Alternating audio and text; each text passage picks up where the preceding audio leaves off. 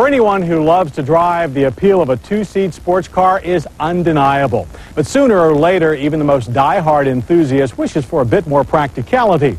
Now, one solution sports car makers have tried is to adapt a hatchback body style. Unfortunately, it is an approach usually marred by very compromised styling. The latest car maker to tackle this challenge is BMW, transforming the rowdy Z3-based M Roadster into this M-Coupe. But can the M-Coupe's potent performance overpower its peculiar looks? The answer to that question can be found in one word: priorities. As those who put a premium on looks may find themselves unable to get past the 1999 BMW M-Coupe's high-top sneaker-on-wheels appearance. But to the performance purist still clinging in these highly stylized times to the notion that form follows function, the M-Coupe was built for you. And it takes nothing more than a turn behind the wheel to put any lingering concerns about questionable sheet metal behind you, literally. Because from that vantage point, all you'll see is the long front end shared with the Z3 and M Roadsters that flows back from BMW's signature kidney-shaped grille. Once past the windshield, however, and the M-Coupe breaks ranks with its Roadster compatriots, as its rear flanks quickly swell out to accommodate the huge 9-inch wide 245/40 ZR 17-inch tires and wheels, before ending abruptly at the Honda Civic-style rear hatch that, regardless of appearance, does serve a practical purpose by providing access to the very usable 9 cubic feet of cargo space. But part of the M-Coupe's reason for being and your reason for buying is found under the sheet metal of that long hood. It's BMW's by now famous 3.2-liter double overhead cam 24-valve inline 6-cylinder that punches out 246 horsepower and 236 pound-feet of torque at 3,800 RPM. It feeds a smooth shifting standard ZF 5-speed transmission, and together they allowed us a run to 60 in a quick 5.4 seconds. On our way to a quarter-mile time of 14 seconds flat at 100 miles per hour. Handling the M-Coupe's other reason for living is equally inspired, as the usual reinforcements added to the convertible Roadster to increase its strength were left in place, and when combined with a hardtops framework, resulted in an M-Coupe chassis that's 2.6 times stiffer than the Roadsters. It is, in fact, the most rigid body BMW has ever built. To take advantage of all this extra torsional rigidity, the M-Coupe utilizes the M Roadster suspension components with just a few minor refinements. The suspension geometry has been changed slightly to increase the wheelbase by ½ an inch and to improve straight-line stability. Up front, McPherson struts, coil springs, twin-tube gas shocks, and a slightly smaller anti-roll bar keep things on track. While at the rear, semi-trailing arms, stiffer springs, a larger anti-roll bar, and the aforementioned gas shocks try to keep the M-Coupe's hindquarters pegged to the pavement.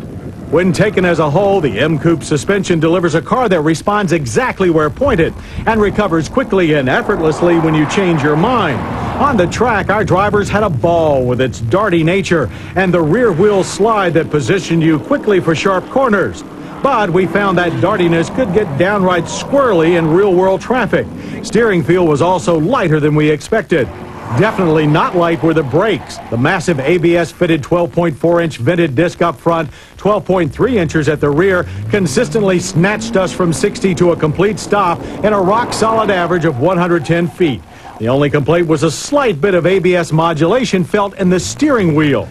Slide into the form-fitting seats behind the steering wheel and you'll find the M-Coupe Snug, our 6-footers called it cramped, little cabin nearly identical to the M Roadsters.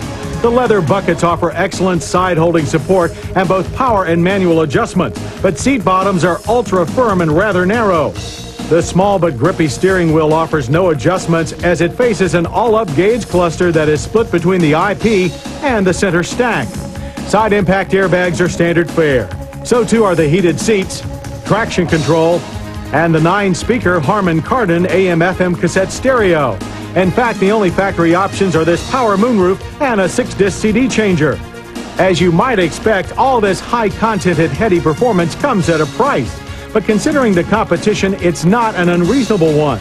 List price on the 1999 BMW M-Coupe is $41,800. Our tester rang up at $42,816. For those who actually like the styling, and we know you're out there, but don't feel the need for the pumped-up performance, there's a 1999 Z3 2.8 Coupe for you at $36,824. So what are your priorities? Do you love it or leave it? Judging from the reactions we've gotten so far, there's strong and very vocal supporters in both camps. But regardless of which side of the coin you're on, we offer the following advice. Just grab the wheel and don't worry about what's behind you. Because in the 1999 BMW M-Coupe, everything back there will just be a blur anyway. I hope you'll join us next week for more Motor Week.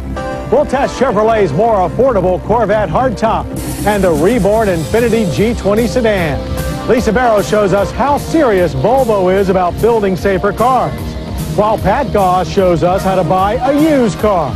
Plus, we'll have another long-term road test update and all the latest motor news. I'm John Davis. We'll see you then. To learn more about Motor Week, television's original automotive magazine, visit us at PBS Online at the internet address on your screen. Motor Week has been brought to you by Castrol Super Clean All-Wheel Cleaner, the cleaner that releases brake dust and road grime from all types of wheels on contact, no matter what age your car.